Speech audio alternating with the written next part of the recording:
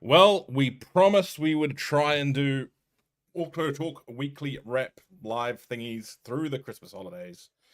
And this is the literal minimum we could do, which is Graham and I having a chat and talking a bit of BS, maybe with some industry stuff in it, me from our holiday home, and You're Graham practically from... a caravan there.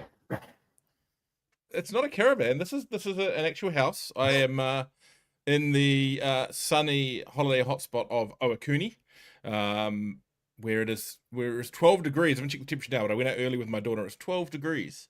So Nice. yeah, you literally can see snow on the mountain from here. So closer to get to a winter Christmas in New Zealand, I guess. What we're seeing here in sunny Auckland is the wind is like... So we actually had to interrupt the recording of this show because I had to run out there with Glenn and actually literally get the flags in off the fence before they actually got blown out. That's how bad it is. Proper gale force gusts of wind. So I'm taking it that that kind of weather is not exactly conducive to people browsing vehicles on an open year yard in West Auckland Industrial Estate. No, I'm pretty sure not, actually. Hey, look, hardier souls have come out in all weather. Sometimes it's amazing when it's pouring with rain and people paddle out in their gumboots and an umbrella, and they're the ones that actually are serious about buying a car. But honestly, today, I got to say, not your best work if you're looking at cars today. But it'd be hard to tell whether the air conditioning vents are working properly because the wind's running faster than it can shove through the vents. So were you guys open yesterday? No, and I took a bit of a drive. And tomorrow, yep. So we didn't open Christmas Day, although I have it on good authority there's a couple of sneaky yards that might have. But no, Boxing Day it appeared that there were a few places. Yeah, again, why are we surprised by this? Boxing Day, it seemed to be a sort of a 20-30% hardy souls out there. There's a couple of new neighbours that have moved in that have definitely got all the flags out and pushed all the cars out into the grass. But honestly, I think yesterday there's not much out there buying cars either. They're all too busy queuing up for the sales at Briscoe's. Wait, we actually have a viewer. We've got a viewer on the 27th of December for our What are you doing? BS episode. Who are you? Please comment on... two viewers. Please comment on the post to let us know who is crazy enough to be watching today. I'm guessing people within the team or people who are, like you, Graham, stuck on a yard. Yeah, I was going to say, seriously, nothing better to do, guys, girls, and listen to us talk crap. That means, Richard, we actually have to talk about something moderately seriously industry-related now, doesn't it? No. No. Okay. Sounds good to me. No, not at all. There's bugger all out there. It's been pretty quiet. It's pretty darn quiet out there. The only thing really simmering around behind the scenes is that we now have an MOU between Honda and Nissan, and to a lesser extent Mitsubishi, over their merger. I saw one significant outlet in the US call it 2 weak swimmers helping each other along. I thought that was a mighty strong call to make when it comes to Honda, to be fair. I've always viewed Honda in Japan anyway as being the stronger partner. They've always maintained a distant second to Toyota, but generally speaking, they've been a strong contender all the way through too to maintain that number 2 place. And again, it was sort of seen as though it's all Hondas to lose rather than Nissans to gain. It's an unusual merger tactic, I've got to say, bringing all 3 on board. But isn't it interesting that we were talking for so long about how many brands there are, for example, in Australia and New Zealand, and who's going to stay, who's going to go over the course of the year. And I've got to say, if you'd asked at the start of the year the pick for who's going to be in trouble in December 2024, I wouldn't have picked it to be one of the major Japanese players. So I'm as surprised as anybody else, but there we go. Yeah. I think they're two brands with two very different approaches, aren't they? I mean, Nissan tries to play in every sector, not necessarily always that well. And that's probably their problem. Honda tries to stick to a smaller number of sectors it's very good at, but the problem being is if the wind blows away from those sectors, then maybe you're not going to have a good time either. So, yeah, very formulaic, isn't it? And Mitsubishi just kind of, well, they're just grateful to sell anything they can get their hands on, and it seems to do okay. They've never been driven by numbers. So, but no, it's an interesting mix.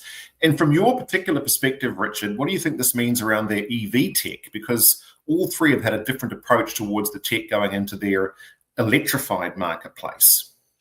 Yeah. See, here's what I think. I think we're going to see the brand stratify into somewhat different areas of the world. And I think they'll actually look back to, you know, the Renault aspect. I believe that Mitsubishi ultimately will be the highest volume of the three brands potentially. But I think it's going to focus on developing markets. I've said that before.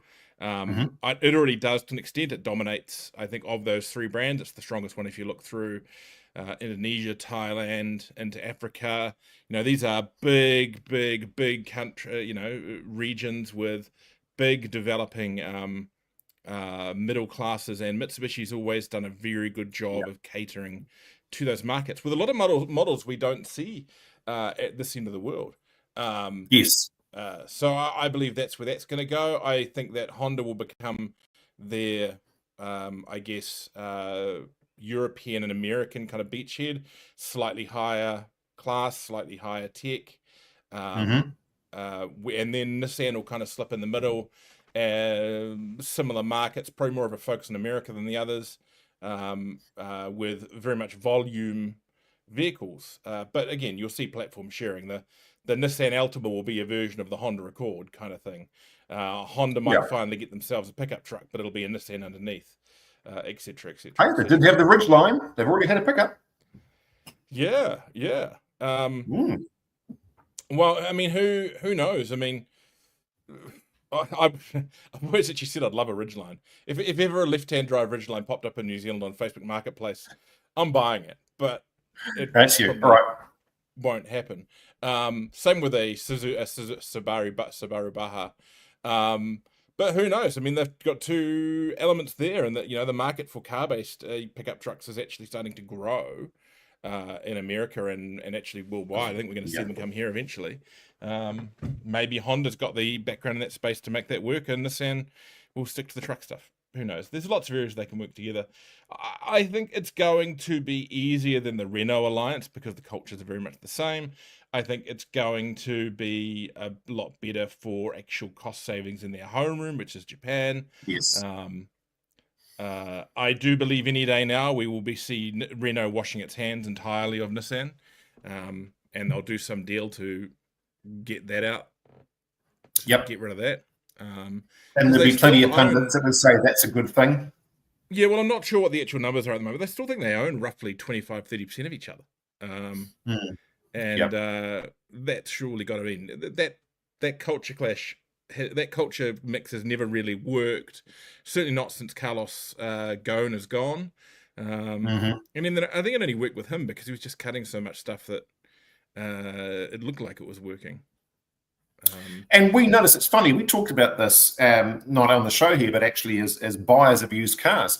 We talked about it 10, 15 years ago that we felt that the quality of the Nissan product had taken a nosedive under Carlos. And it was little things, really small little differences that you suddenly noticed were missing from cars. And those little things add up to big things. And overall, the whole sort of idea of quality control, I think that was part of Nissan's undoing, is that maybe that cost-cutting knife just went a little bit too deep and consumers started to notice that the product just wasn't as good as it had been. Because they used to be the benchmark for our import market world. God, we were practically bringing in transporter loads of Primeras on a daily basis in the good old days, and Skylines and things. So, you know, the interesting thing that that we're seeing is this whole history of cost cutting. You know, we've seen Carlos Ghosn and then Tavares, who was his kind of trainee, and then he's gone on to run Stellantis. Both those guys who are known with both those projects of cost cutting are starting to head for tears. You know, Stellantis, particularly at the in the American side of it, in Chrysler Jeep, that cost-cutting aspect is really starting to kill the brands. There is some interesting stuff floating around at the moment. I watched an interesting documentary out of the US in regards to what's been happening to particularly Jeep over there, and the European-led, well, the cost-cutting led out of Europe by Tavares has pretty much gutted the Jeep brand in America. Quality is down, and the costs and the prices of the vehicles are up, and it's great for shareholders, but it's very short-term thinking for the brand. And I'm hoping now that with, because they've got some pretty cool design vehicles there, that with Tavares gone, maybe some of that quality can come back in. Maybe those prices can normalize a little bit, and that can get back to being what is generally being quite a desirable mid-range kind of interesting brand. And then, of course, you've seen with Nissan, this is the end of a very long line of 10 years essentially of cost cutting out of those remits. So yeah, let's hope that this kind of calms down a little bit now, and we see people actually pursuing or realizing that people are willing to pay for good quality vehicles rather than let's just cut the guts out of everything, because it just didn't work in the long run. Well, as a long-term strategy, it's not. No, I mean, short-term you can get away with it for a little while, and if it gets you out of the crap bucket for a little bit, sure, but it doesn't take long for that stuff to roost home when it comes to consumer sentiment. And once you get that sentiment in the marketplace, your product's a little bit crap in terms of its quality amongst just the general public, then man, you've got an uphill boat to row. You really have. Yeah. So yeah, it's funny, if you look at the brands that have done well over the last few years, they're not necessarily the ones that went and cut the costs. So yeah, no, that's right. General Motors has worked very much over the last 5-10 years on actually investing in design and engineering, and they're actually starting to come out with some pretty desirable vehicles up there, which we could see. Well, we are going to see more of them in this end of the world. Similarly with Ford, they've done some interesting things and developed some interesting technology, and while people may not see it necessarily as being great right now, things I'm hearing out of the US, people are quite excited about what's going on with the Ford brand. Toyota, they continue to invest in brand, their cars are still great. Subaru similarly. No less about the European ones, but I almost feel like, but they're doubling back around a little bit and not quite pulling back as far on their ICE stuff as they were, and that's kind of their big distraction at the moment. Though Volkswagen's in a little bit of trouble, we hear. Just a wee bit. Yes. Hey, look. It's not been a happy year for the auto industry, has it, Richard? Let's be honest. It has not been a happy year for the industry anywhere. No. Except for one brand. Dacia. Now, Dacia, they are a Renault really? brand. Yep. But the Dacia Sandero is now Europe's top-selling car. You are kidding me. Really? Where? Dare I ask? When you say Europe, is this kind of like the bits on the end we sort of tacked on and we sort of want to call it Europe when it's kind of not really, but it'll do? Or, old school Europe? Who's buying Dacia Sanderos? Let me confirm that. Where are I was going to say, choose your words with care, Richard. Well, Europe, as in the European Economic Community. Okay, yes, and that includes. Yeah, okay. So now I've got for the first half of 2024, it's the Dacia Sandero, followed by the Volkswagen Golf, Renault Clio, and Volkswagen T-Roc. Okay. There you go. You heard it here first in New Zealand, folks. The best-selling car in Europe in 2024, the Dacia Sandero. I learn something new every day. Yeah. So it's a lot of European cars. I mean, basically the top-selling non-European car is the Tesla Model Y in Europe, and then the Toyota Yaris Cross, a vehicle I very much like, and then the Toyota Yaris. Yes. So I think they sell pretty much every one of those they can bolt together back in the Toyota factory, don't they? There's one of those cars that just, if we make it, we can sell it. What's your pick going to be for, and it's a foregone conclusion, I know, but the best-selling car and the best-selling vehicle in New Zealand for the dying days of 2024? Where are we at? Is it even a close race? Well, we know which car, or it's either going to be the top selling car is the Twitter Rav4. The top selling commercial is the Ranger. Ranger, which is to be understandable, and I think there's no trickery with that as such. If you take away the rentals, the Rav4 still, I believe, going to be the top of the heap. I was going to say no guesses where all the Rav4s went. Now there's an interesting story with the Ranger. In that, as you probably know, I talked about this in the show last week or week before last. A friend of mine's just bought or in the process of getting his new Ford Ranger, and he made the comment that he was almost surprised that there was no particular push by the dealership to pre-reg his Ranger as a 24 rather than a 25 for any particular sales reasons. We've had years where it's just been all on, whatever discount needed to do to push the thing out in 24 to get it ahead of the Hilux or whatever tail you were chasing, or Toyota in the same for Ford. This year it's like, yeah, you can have it as a 24 or 25, makes no odds to us. When it turns out put plates on it, they didn't care. So clearly the range is either so far ahead it doesn't matter, or we've all stopped playing that little silly game in December where we shuffle the deck chairs around and stick plates on the kitchen cat and the sink just so we can call it a vehicle sale going out the door. We've sort of stopped doing that a bit now, haven't we? I think there's also a case. I think we're also in a bit of a position now where the year's been so shit that no one really cares if no one's chasing a record this year. It's grateful to sell a car. In fact, it's almost like, well, you can take delivery now, but this year's already going to look crap on the balance sheet. Yet in January, the next year might not look so bad. So that's right. Not that it really works. I mean, everything runs onto those games now. I had an acquaintance of ours in the car game a few years ago now who used to, at the end of the month, he would add in all the sales that he had, vehicles he'd technically sold but he hadn't delivered yet, but they were sales for the end of the month. At the start of the month, when he rolled over the calendar, he would include all the vehicles that he'd actually sold the month before, but he hadn't actually delivered. Well, there's a discussion that was had 2 to 3 years ago, where when it was potentially even before COVID. Yeah, it was, where sales were reasonably good and there were shortages. And it wasn't a case of stuff would come in the door and get sold out or people were waiting for it. Stuff was being sold and not being delivered for 5 to 6 months. And a lot of brands had to go and rejig their compensation packages. We saw a lot of salespeople shift to a more salary basis, is my understanding.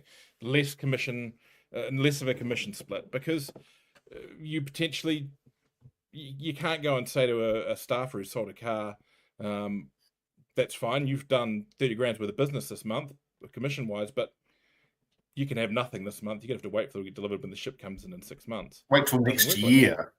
Yeah, wait till the following year. We'll pay you then. Yeah. So weirdly, I think the market's already fixed itself in regards to that kind of stuff. Yeah. The thing now is they're probably just like reducing the head count a little bit, because there's A, not that many sales, and B, software's making things a lot easier to do things like follow-up emails and all that kind of stuff. So yeah, yes. You can be replaced with an AI before you know it, Graham. People still want to talk to a person. Now, particularly in the used vehicle industry, and I choose my words with care here because let's face it, there's good and bad people in every industry, every walk of life, but our industry is not immune. But my experience is that people still want to talk to a person, even if he's just the slimiest trench coat with a sheepskin collar, gold chain wearing Lothario that's greased his way across the asphalt to sell you a paint protection plan.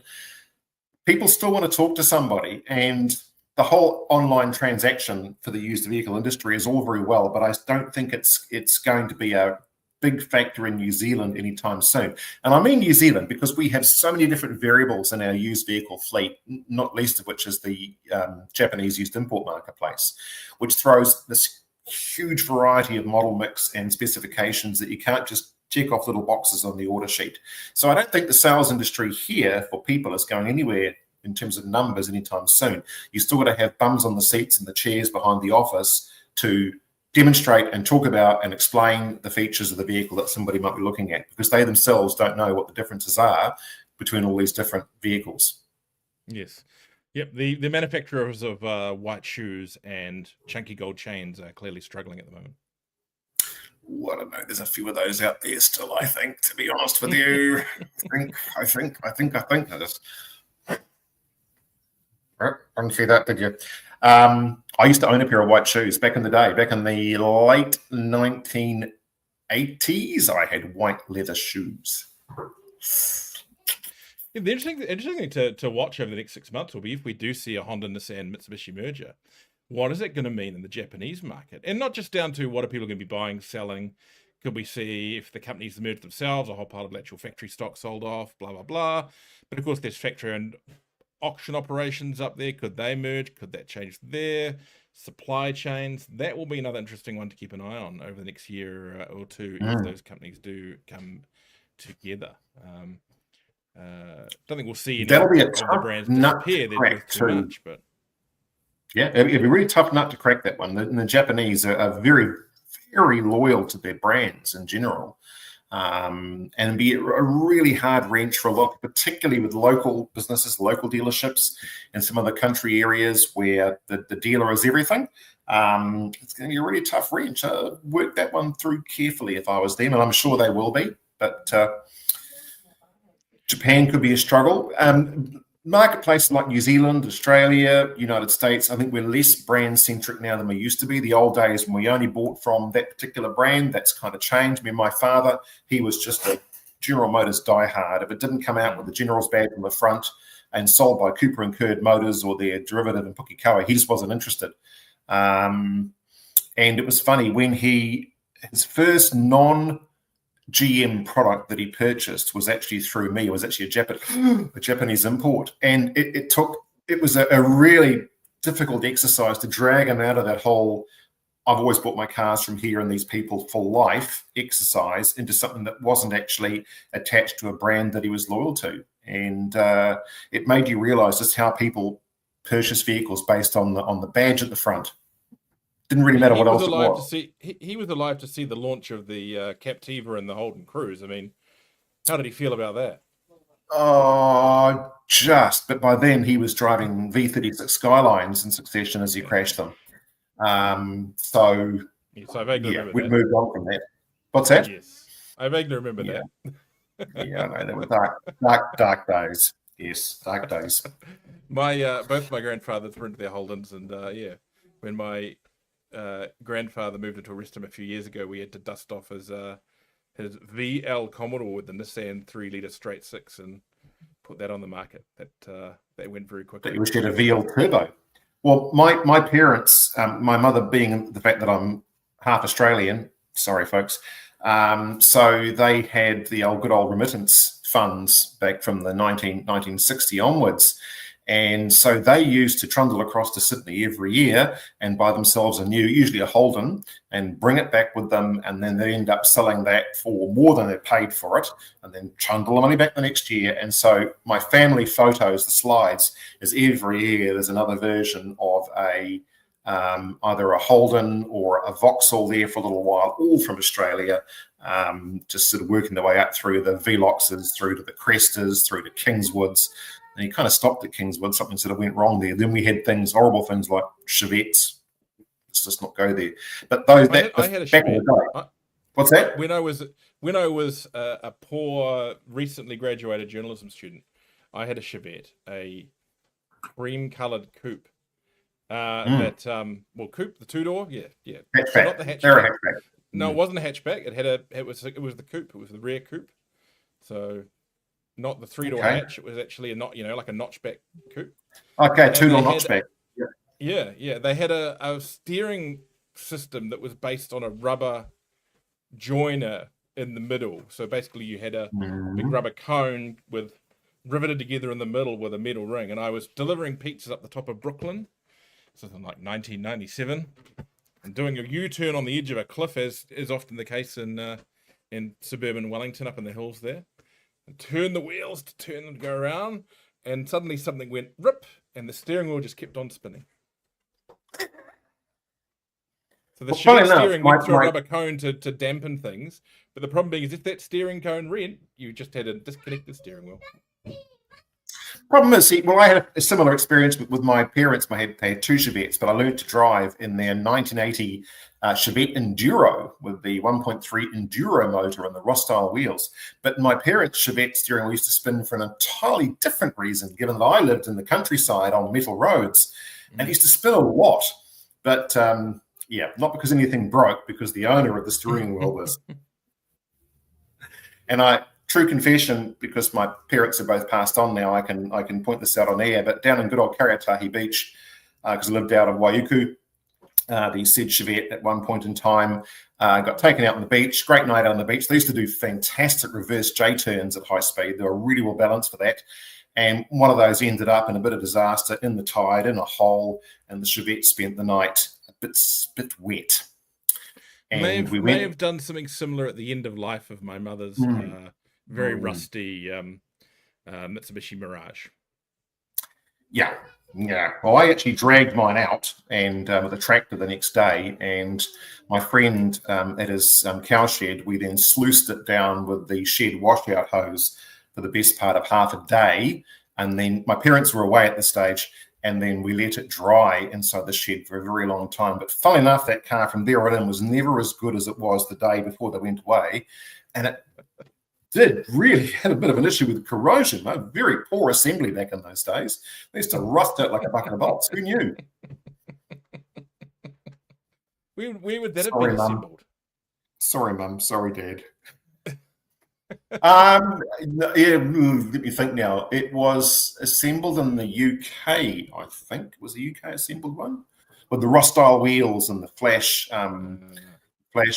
black plastic molded bits around it as well. Great car. Because yours was Australian, but they would have assembled those down in Trentham as well, wouldn't they? The New Zealand sold versions. Yeah, our first one we had a Mandarin red 4-door sedan. God only knows, my parents didn't learn enough out of that one. They bought a second one. But I have a funny thing, the second one came from the UK, and that was back at the stage we could have any colour you wanted as long as it's whatever colour fell off the truck when they delivered them. It's like, oh, you want a colour? Oh, we got one over there. Yeah, I don't know what colour it is, but it's yours. Yeah, don't like it? Get it resprayed. Yeah, or give it to your son, because he'll soon do something to it. Never roll it. We've talked a surprising amount of bullshit there, but before we go, on the last episode we were discussing that Liam Lawson might get the Red Bull Drive. I know, who wasn't that? And he's got the Red Bull Drive, which is interesting. So we now have a Kiwi back in one of the top seats in Formula One, or at least it has been one of the top seats in Formula One in the last few years. We're not sure. They're in a bit of a top advice here from the team here at AutoTalk Weekly Wrap: don't cock it up. Yeah, a lot of people are saying he just needs to stay close to Max. And you can see it in that. God, what's the helmet market has been quoted as saying that Tsunoda, and you hopefully sees their edge and they'll give him some leeway, is that yes, Tsunoda is faster, but he makes too many mistakes. Unfortunately, I have to go. I've got some people here to see me. Go sell a car. I know. I've got people here to see me, which means I have to go, folks. So I'm going to go. And Happy New Year to everybody. And I will catch you on the upside of 2025. And let's hope it is a whole lot better than 2024. And on that bombshell, we'll see you in 2025. Catch you then.